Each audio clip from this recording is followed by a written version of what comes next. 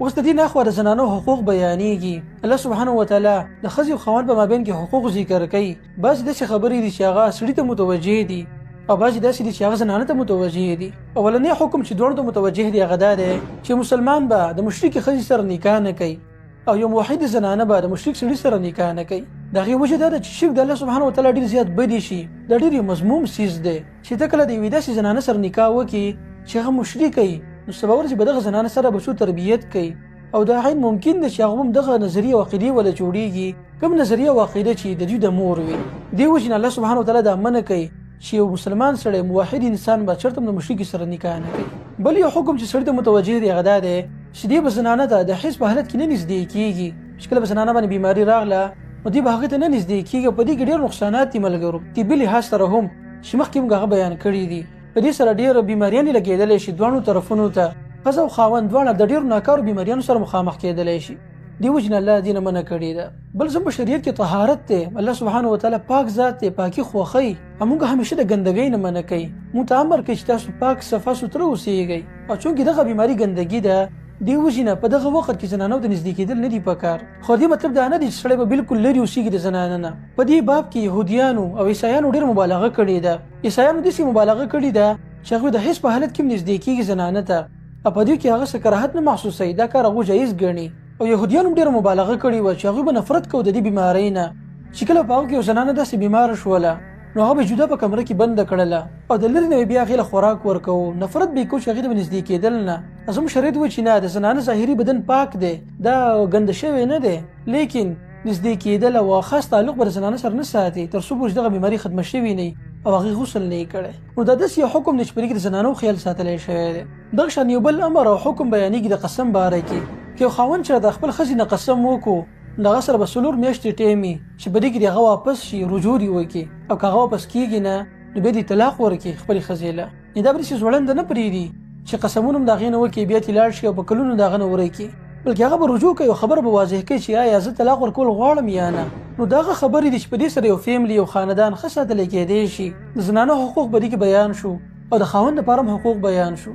خاوند منع شو چې هغه به ظلم نه کوي په زنانه باندې او زنانه هم دا حق نه جوړېږي چې هغه دې خپل خاوند باندې ظلم وکړي. دې نه بعد الله سبحانه وتعالی د طلاق مسله ذکر کوي ډېر په ښایسته انداز سره. الله فرمایي که چېرته د ښځې او خاوند په مابین کې جګړه راغله او دا جګړه ختمېده نه بلکې خاوند غوښتل چې هغه طلاق ورکړي ښځې له، دې په ښایسته طریقې سره طلاق ورکړي. او ښایسته طریقه دا ده چې دا خاوند یو طلاق ورکړي زنانه له په طهور کې چې په هغې باندې بیماري نه وي. چې کله په هغې باندې یو بیماري تېره شي یو میاشت د هغې نه بعد یو له دوباره دویم طلاق ورکړي. او په دې مابین کې سړي ته د اجازت دی چې هغه دې واپس رجوع وکړي. که وکړه او هغه رجوع نه وکړي او دریم کو نو په دې سره به طلاق واقع شي. ښځه خاوند به د یو بل نه جدا شي. او دا ډېر ښایسته قانون دی ملګرو. د جاهلیت په زمانه کې به خلک راولګېدل او ډېر طلاقونه به یې زنانه له ورکول. چا به 100 او 1000 طلاقونه به خلکو ورکړو. دغه شان به کور کې به هغه ساتلي وو، په زنانه باندې به ظلم کوو. الله سبحانه وتعالی قانون ختم کو. دا وفرمایل چې طلاقونه ډېر نه دي بلکې صرف 3 دي. د دونو به ته رجوع کولی شي، واپس کېدلی شي. خو که تا دریم طلاق ورکو نو په دې سره به ستا نکاح بالکل ختمه شي، زنانه به آزاده شي. د دې نه بعد هغه بل خاوند سره بیا نکاح کولی شي. یعنې خلاصه دې آیتونو دا ده چې الله فرمایي چې په زنانه باندې د ظلم ونه کړی شي. یو سړی دی چې د هغه اراده نشته او هغه نه غواړي چې خپل نور ژوند د زنانه سره تېر کړي. ښایسته طریقه دا ده چې هغې دغه زنانه له طلاق ورکړي، خپل کور ته دې هغه ولېږي او دغه زنانه دې بیا راولېږي د بل یو سړي سره د نکاح وکړي. داسې ظلم په هغې باندې نه دی پکار چې د هغې له طلاق هم نه ورکړي او یو ځای ورسره ژوند هم نه تېرې، بلکې دغه شان دې پرېښودي ده. دا په هغې باندې ظلم دی. یا خو په ښایسته طریقې باندې د هغې سره ژوند تېروه، هغې له نفقه ورکوه، د هغې خیال ساته، او یا په ښایسته طریقې سره هغې له طلاق ورکه او رخصت یې کړه خپل کور نه. د هغې چې کوم کالی دی هغه وله ورکه، هغه دې منع کومو. او وروسته بیا یو بله مسله بیانوي ملګرو. یو ښځه خاوند دی چې د هغو په مابین کې طلاق واقع شو او د دوی یو ماشوم بچی دی چې هغه د پیو دی. په دغه وخت کې بیا څه کېږي؟ نو الله سبحانه وتعالی دلته ډېر ښکلی قانون بیانوي د دغه دواړو دپاره. او الله فرمایي چې دغه خاوند دې راولېږي او دې زنانه ته دې ووایي دغه ماشوم دې مور ته چې ته دې ماشوم له پی ورکوه او زه به تا له ستا نفقه ستا خرچه درلېږم، هغه به در کوم تر څو پورې چې دا ماشوم د پیو نه وتلی نه وي، زه به ستا نفقه برداشت کوم.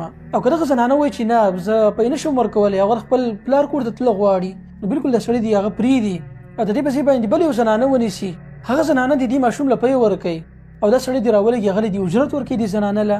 دا څومره ښایسته قانون دی ملګرو. اوس تاسو راشئ هغه قانون دا کوم چې په مغربي ممالکو کې نافذ دی.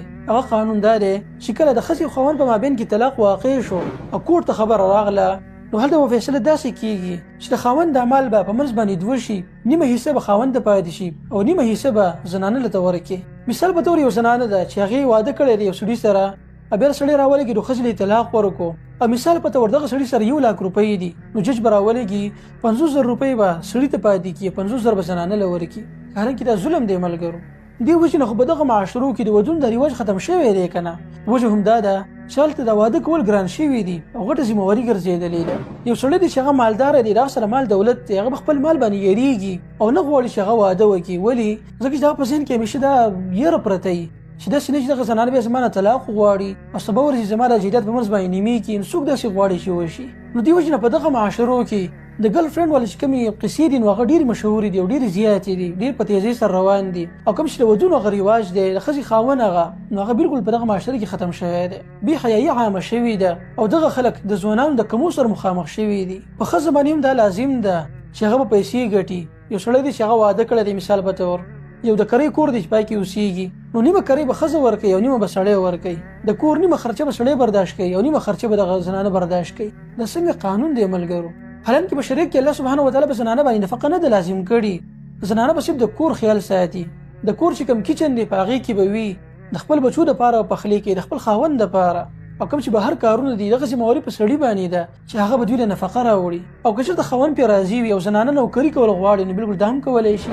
زه اکثر ملګرو ته وایم چې دغه خلک به هم باندې رد کوي او دا خبره کوي چې په اسلام کې زنانو له حقوق نه دي ورکړی شوي، دوی په کور کې قید کړی شوي دي. نو زه دې ملګرو ته وایم چې دا عجیبه خبره ده چې کله یو زنانه په کور کې وي، په کچن کې صرف خاوند دپاره خپل بچو دپاره پخلی کوي، نو دا خلک وایي چې دغه زنانه په قید کې ده. لیکن کله چې دا زنانه بهر ته وځي، په یو هوټل کې په زرګو خلک راځي، سړي راځي او د هغې لپاره دا زنانه پخلی کوي، نو دغه خلک وایي چې نه د زنانه اوس ازاده ده. دا عجیبه ازادي ده. په خپل کور کې یو زنانه پخلی کوي هغه په قید کې ده، او بهر چې په زرګو سړو له پخلی کوي په هوټل کې نو هغه ازادي ده. ډېره تعجب خبره نه ده ملګرو. خلاصه مې د خبرې دا ده چې طلاق دا کم مسایل الله سبحانه وتعالی بیان کړي دي، دا څومره په ښایسته انداز کې دي، څومره په ښایسته طریقې سره دي چې د دې په بنا باندې یو فیملی جوړېدی شي، یو خاندان جوړېدی شي. او بله مسله به کې دغه زنانه باره کې بیانوي چې د هغې سره نکاح شوی دی لیکن واده لا نه دی شوی. نکاح یو سړي کړی دی او د واده نه مخکې هغه دغه زنانه له طلاق ورکړو. الله فرمایي چې دغه زنانه دپاره نیم مهر ورکړه هغې له. په نکاح کې چې مهر مقرر شوی و چېرته نو د دغه مهر هغه نیمه حصه به هغې له ورکړي. او که چېرته مهر نه مقرر شوی بیا به ته د خپل طرف هغې له تحفې په طور باندې سولیږي. او علما دې حکم دپاره حکمت بیانوي و چې ته یو زنانه له طلاق ورکړو د واده نه مخکې د هغې له تکلیف ورسو، دغه تکلیف په دې طریقې سره ختم کړه چې هغې له ته کم مهر مقرر کړی دی د هغې نیمه حصه وله ورکړه. او که چېرته مهر نه دی مقرر شوی بیا وله څه جوړې ولېږه، څه داسې څه وله ولېږه چې هغه خوشحاله شي. او بل یو حکم بیا دغه زنانه دپاره دی د کوم چې خاوند وفات شي، چې خاوند وفات شي دغه زنانه به 4 میاشتې او 10 ورځې به انتظار کوي، په کور باندې به دا تېروي او بهر ته به دا زنانه نه وځي، صبر به کوي. 4 میاشتې بعد به دغه زنانه بیا بل ځای کې واده کولی شي. او په دغه ټایم کې هېڅ چا هم دا نه دي په کار چې هغه دغه زنانه سره واده وکړي، نکاح دې وکړي، بلکې ته دا هم نشي کولی چې دغه مدت په مابین کې ته یو زنانه ته دا پیغام ولېږي چې زه به ستا سره نکاح کوم. په اشاراتو کې ورته یو خبره کولی شي چې ستا کله عدت ختم شو زه به سره نکاح کوم، په اشاراتو کې خبره کولی شي، لیکن صراحتا د هغې ته بیان نشي کولی چې ته به بل چا سره نکاح نه کړې چې ستا کله عدت ختم شو زه به ستا سره نکاح کوم. دا خبره مناسب نه ده. ملګرو دا ټول قوانین چې راجمع کړي دا څومره ښایسته دي. تاسو په خپله په دې کې سوچ وکئ. قرآن چې کوم قانون بیانوي او د نورو خلکو چې کوم قوانین جوړ کړي دي تاسو په انصاف سره ووایئ چې په دې کې کوم یو قانون ډېر عدل ته نږدې دی. دې نه بعد الله سبحانه وتعالی د بني اسرائیل په تاریخ کې یو واقعه بیانوي چې په کې ډېر عبرتونه پراته دي. ان شاء الله هغه پر روان درس کې بیانوم.